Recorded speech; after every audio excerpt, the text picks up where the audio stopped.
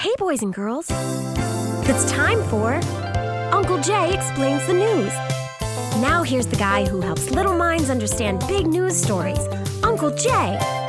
Hi, boys and girls. Well, it's been quite an eventful week in the news, and what? Oh, this, yeah. It's just a little problem with this week's news words. Here's what I mean. Uncle Jay's news word for this week is really a two-word phrase, tipping point. Okay, first of all, here's what this word phrase doesn't mean. It's not that jar you see on the counter, usually places that already charge you too much.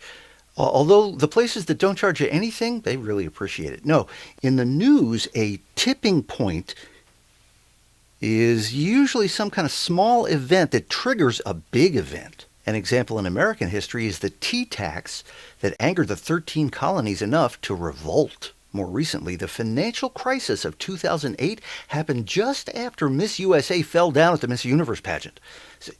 Hey, if people can say that tornadoes happen to a city because of the way they voted, I can say that. Anyway, in Egypt, which is the ancient home of the pyramids, of King Tut, and of 8 brass monkeys, ask your parents on a Saturday night, riots broke out last week against the Egyptian president. Now, this guy's been in charge for 30 years and has never been popular, so why did this happen now? Because the nearby country of Tunisia just had an uprising, and that turned out to be a tipping point that finally got the Egyptians to take action.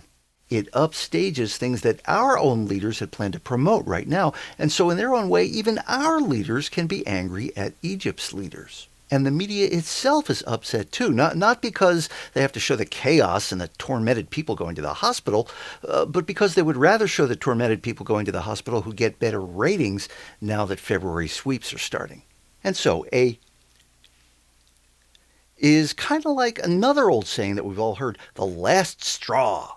That means that when a camel's back is overloaded with too much straw, all it takes is just one last extra straw, and that camel will overthrow the government. It's in the Constitution. And now it's time to answer one of your news questions. This week it comes from Marty in Pittsburgh. Hi, Marty. Marty writes, Dear Uncle Jay, I know you don't do predictions, so I won't ask you about the Oscars. Thank you. But my dad says the Steelers can't lose on Sunday. So just this once, who do you think will win? Thanks, Marty, in Pittsburgh.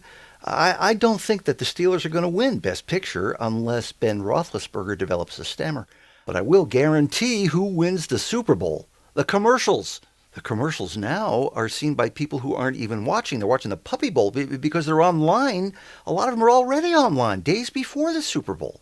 But Marty, what a lot of us are going to do this year is wait for the DVD to come out so that we can get all the commentaries and the deleted scenes. Don't forget, you can see more and send your questions to UncleJayExplains.com. Check back every Monday when Uncle Jay explains the news. And remember, a great kid is great news.